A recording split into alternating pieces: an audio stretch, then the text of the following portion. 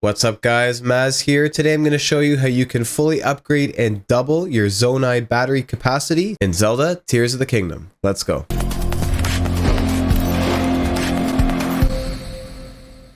So in my last video, I showed you guys how to upgrade the Zonai battery from 1 battery to a maximum of 8 and how we needed exactly 2100 crystallized charges to do so. Except that technically wasn't the maximum amount you could get. Thanks to those of you who pointed this out, I didn't mention the fact that after you get 8 batteries, if you go to the Steward Construct again, they'll continue to upgrade your battery, turning your green batteries into blue ones. So by doing so, this gives us a second layer of battery power, allowing us to fly even further and longer distances with our Zonai devices and vehicles. So essentially, we can get an additional 8 blue batteries, giving us a maximum of 16 Zonai batteries in total, which is pretty insane. Now, of course, just like the first time we upgraded, it is going to cost us crystallized charges, except we'll need 2400 charges this time because we're also paying for that 8th battery too, which means if you want to completely maximize your energy cell and get those 16 full batteries, it's going to cost you 4500 crystallized charges in total. Yeah, I know, it's a lot, but it's okay though, because I'm going to show you guys a couple other farming methods that we can use to get those charges faster. So if we go ahead and enter the depths, and if we go back to the Great Abandoned Central Mine, which is just over here, we can head over to this Forge Construct and we could buy crystallized charges and large crystallized charges. One of these is equal to 20 of the normal size crystallized charges. Now, I still stand by the method that I showed you guys last time, where you can farm a bunch of Zonaite in the mining cave. You can also farm a bunch of Zonaite in the depths. And then once you have a sizable amount, you head over to this Forge Construct here, and you then use the Zonaite to purchase these crystallized charges. So in this case, I'll take them all. After you purchase all the inventory that you need, you're going to go ahead and drop a hard save. Then you're going to drop down a piece of wood and you're going to create yourself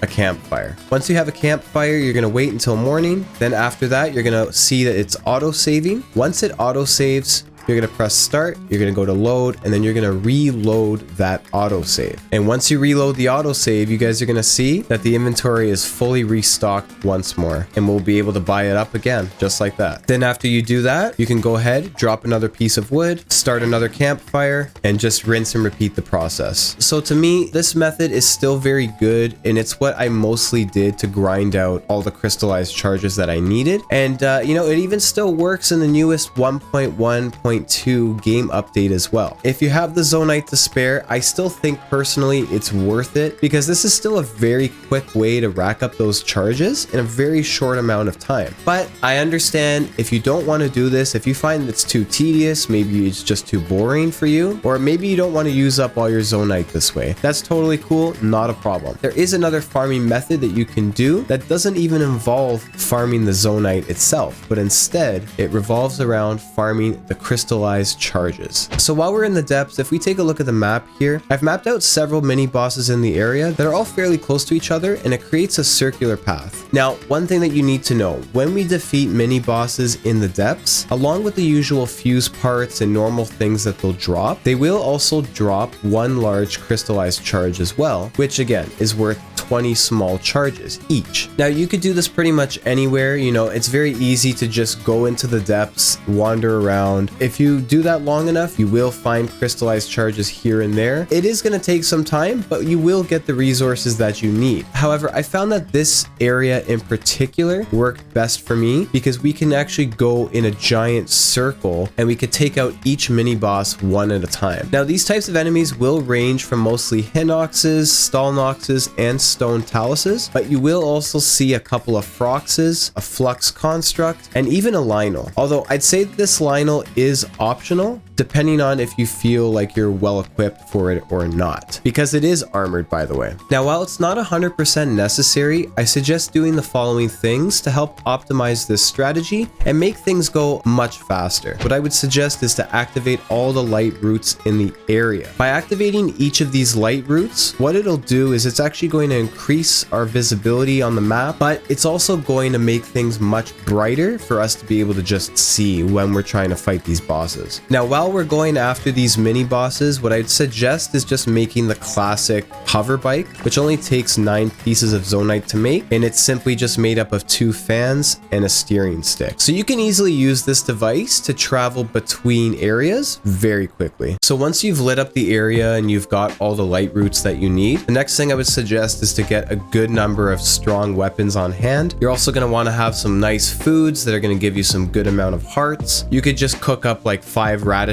or 5 hearty radishes. Any of those will be fine. Or you can even just do some meat skewers. You don't need to go crazy like I did here, but I mean, it does help. And also I would suggest to stock up on some bomb flowers and some arrows as well. Then once you feel comfortable enough that you're well equipped and ready to go, you can go ahead and travel to one of the light routes. So I'll do the Stackajat light route as an example. So once you get to the light route, you're going to open up your map. Then you're going to look at the bosses that are close by and you're going to mark them on your map. And then what you're going to do is just quickly build one of those vehicles to help you get there faster. And then once you get to one of the enemies, then you're going to defeat them. And after you defeat them, you're going to pick up the large crystallized charge plus any other sort of, materials and Zonaite and that sort of thing. So after you defeat that one, open up your map, then you're going to go to the next one, then defeat this enemy, pick up the large crystallized charge. Then you're going to go ahead and teleport to the next light route, track down the nearest boss monsters again, defeat those. So you can do this entire mini boss cycle, and by the end of it, you can get roughly around 12 or more large crystallized charges, which equals about 240 small charges in total. Plus, that doesn't even count the many monster camps and Zonaite ore deposits that are along the way too. So if you end up doing all of those, you're going to end up having a lot more charges and a bunch more Zonaite as well. Now do keep in mind that all the enemies in the small ore deposits will respawn again after a blood moon. So after a blood moon, you can then redo this whole cycle again. So overall, I think this is a pretty good method to farm those crystallized charges. Plus, you'll also be able to get a lot of other materials too, a lot of good fusing materials for weapons, all kinds of stuff by doing this. Now, having said that, there is another method to farm even more crystallized charges, but that does involve progressing through the main story and fighting certain bosses. So I'm not going to show any of that footage today since I'll make a separate video for that, but just keep in mind that regardless of which method that you decide to do, it is going to take time and it is going to require some patience, which is why I think combining these methods together may actually be your best way to go. All right, so once we've gathered enough crystallized charges and we're ready to upgrade our battery again, we're going to head to the crystal refinery. So you can either go to the one on the Great Sky Island by the Nichoya Shrine, or you can go to the one at Lookout Landing, which is right here. Then we're going to talk to the Steward Construct, get producing. Our energy cell has 45 slots for expansion. So to get another full 8 blue batteries, we're going to need 2,400 crystallized charges. So let's get producing.